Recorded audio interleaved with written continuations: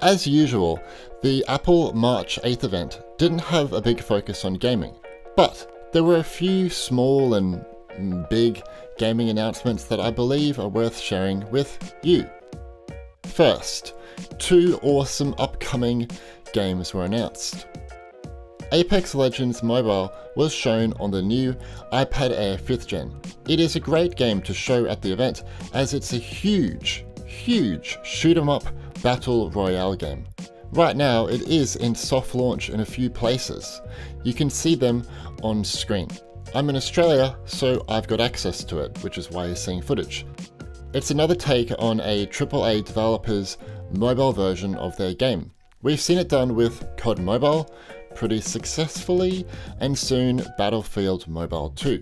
Apex Legends Mobile is not as complete as the PC and console version, in particular a lack of crossplay because it's a standalone game, and a lack of controller support or even mouse and keyboard support on iPad. That's a massive disappointment for me. It still comes with enough content to keep fans happy and also newcomers to the Apex Legends world.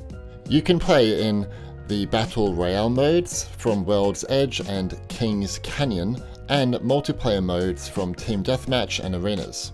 You can also jump into ranked matches, invite friends into your squad, and enjoy events, challenges, and so on. I'll have an in-depth performance review of this game in a few days, so stay tuned. Reloading. Taking this.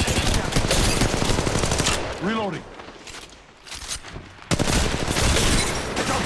We get another squad. Next is Gear.Club Stradale, which is coming exclusively to Apple Arcade soon. It was shown on the new iPhone SE 3rd Gen at the event. This one completely took me by surprise. The original Gear.Club was, it was a pretty good racer on mobile, but its free-to-play model was sketchy at times. Eden Games' new one will benefit from having no in-app purchases or ads because it's on Apple Arcade. It doesn't look to be on the graphical level of Grid Autosport or the upcoming Racing Master, but it's a dramatic step up from the prior game and is the first true racing simulator on Apple Arcade without any really massive arcade elements, if that makes sense. It will have full controller support, up to 6-player multiplayer, and a car workshop. Not much else is known. We have new graphic chips to look at. The A15 Bionic chip from the iPhone 13 models and iPad mini 6th Gen now comes to the new iPhone SE 3rd Gen. This device looks like incredible value for money.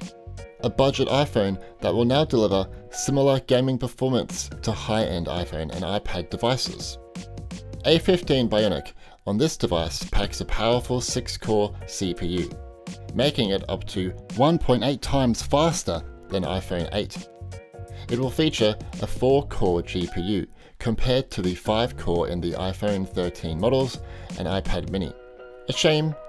Maybe, but for the price on offer, it's expected. It is said to provide, though, up to 1.2 times faster graphic performance than the previous model, and 2.2 times faster than the iPhone 8. The major downside to this device is that it still has a low display resolution of 1334 by 750. The low resolution can be quite noticeable in advanced 3D games, even on the smaller display. Many games on the last iPhone SE ran below the native resolution, such as What Remains of Edith Finch, which runs at 1000 by 562. I'm hoping with the power of A15, more games can run at native resolution now. The insanely powerful M1 chip comes to iPad Air 5th Gen. The performance jump from the prior model should be quite substantial. The 8-core CPU is said to deliver up to 60% faster performance, and the 8-core GPU delivers up to 2 times faster graphics performance compared to the previous iPad Air. 8GB of RAM over 4GB in the previous model is a huge upgrade too. It's basically an M1 iPad Pro, just minus the ProMotion display. It's also not commonly known that in iPadOS 15, developers can now request more RAM for their apps, up from just 5GB in the past. Most high-end games on the App Store require only 3GB of RAM from Seven Nights 2, Alien Isolation, and Divinity Original Sin 2, which requires only 2.7GB on iPad, which is bonkers. It will be interesting to see if even more RAM-dependent games can now be supported on these M1 iPads. Now to the chip that you're all wanting to know about. We're talking about the M1 Ultra and the new Mac Studio, with a GPU that is said to be close to the RTX 3090. Baldur's Gate 3 on M1 Max gets 120 FPS at 1440p Ultra, or 60 FPS at 4K resolution. It will be really interesting to see what it can get on M1 Ultra now. Apple never advertised this chip for gaming though, nor do I recommend it to the average Mac gamer. Yes, there are people out there that call themselves Mac gamers. I am one of them.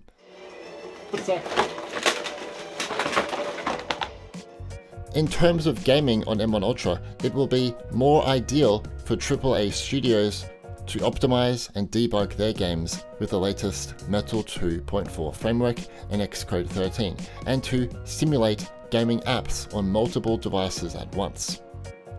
With a 20-core CPU, up to a 64-core GPU, and up to 128GB of unified memory, this monstrous chip will definitely play native Mac games very well. But we have almost no native, modern, AAA ARM games to show it off. Sure, we have a lot of native indie games, but those can run well on the first M1 chip just fine. Legit, all we have on offer right now in terms of native ARM games, huge games, is Chess, Baldur's Gate 3, a Total War Saga Troy, and maybe Farming Simulator 22? The M1 lacks top-tier technologies too, that only high-end Nvidia and AMD cards support. True, this tech is not as widespread, but for clear comparison against PC discrete cards, M1 should definitely have dedicated ray tracing support. And we need more games that support HDR. Right now, I'm only aware of 3 AAA games that support HDR on Apple Silicon. Apple Silicon could be so much better. We're almost there to actual gaming potential, but Apple needs to knuckle down hard right now and provide devs with the tools they need. Mac gaming has been so far behind for so long since Apple transitioned from PowerPC to Intel. Do I think that it will ever get better again? I simply don't know. What do you think of this event? It's not a breakthrough event for gaming, that's all I'm going to say, but I'm hoping with the announcement of their next chip, the M2 maybe, we'll get something big announced. Please, come on guys. If you enjoyed this recap of the event, leave a like and subscribe and turn on notifications to stay up to date with everything Apple gaming related. My name's Stewie, and thanks for watching.